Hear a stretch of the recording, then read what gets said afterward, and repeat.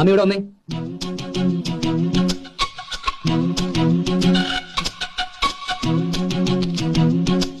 നീ എന്തിനാ ഔട്ട് ഹൗസിന്റെ ടോയ്ലറ്റിൽ പോയത്? ടോയ്ലറ്റിൽ പോണെന്ന് തോന്നുമ്പോ ടോയ്ലറ്റിൽ തന്നെയല്ലേ പോണ്ടേ, അല്ലാണ്ട് കിച്ചണിൽ പോയിട്ട് കാര്യമുണ്ടോ?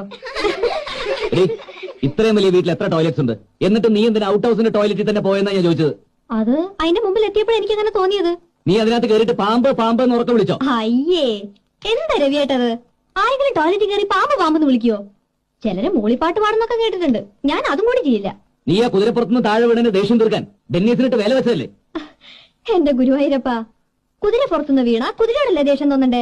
രവിയേട്ടൻ പറഞ്ഞു കേട്ടതൊന്നും ഞാൻ ടെന്നീസിന്റെ പുറത്തുനിന്ന് വീണേന്ന്.